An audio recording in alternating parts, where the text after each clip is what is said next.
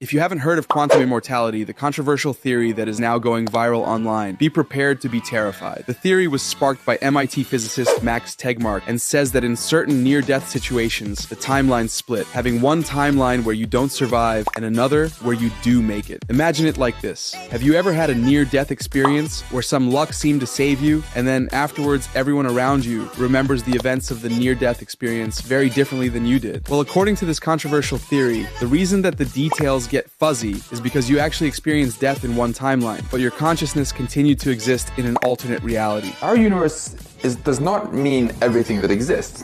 It simply means the part of space from which light has had time to reach us so far during the 13.8 billion years since our Big Bang. So this is our universe.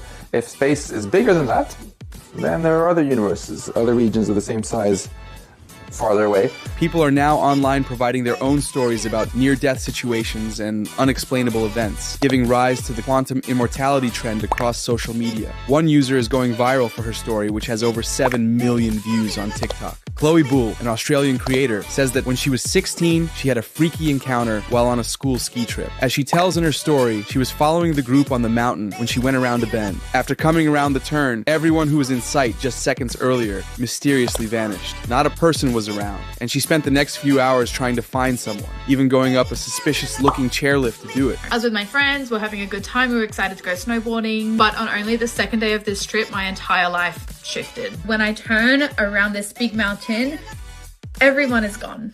Everybody who was in front of me was gone, and everybody who was skiing or snowboarding behind me was gone. But at the top of the chairlift, things get creepier. She says that the entire busy mountain resort is gone, with nothing around and the sun beginning to set. She is about to give up hope, and the sun begins to set. She sees a mysterious light that leads her to a tunnel, to a subway station, where she catches the subway back to the resort. Chloe then says that things were freaky for weeks afterwards, with the energy feeling off and things being out of place. Like, there were people who were not in the group I was snowboarding with, other people behind me. So once I went around this mountain, they should have followed. I should have been able to see everybody in front of me, because after I turned this mountain, it was just a straight long slope down the hill. But I was dead alone. And even spookier, even though Chloe doesn't mention where exactly this took place, multiple viewers hopped in her comments to ask if this happened at Perisher Mountain, because these viewers had their own unexplainable encounters at the same mountain site. A number of fans also pointed out that this could be an example of quantum immortality, or a glitch in the Matrix. The theory was originally proposed in the 1950s as the many worlds theory by Hugh Everett III. He proposed the many worlds interpretation as a solution to certain measurement problems in quantum mechanics.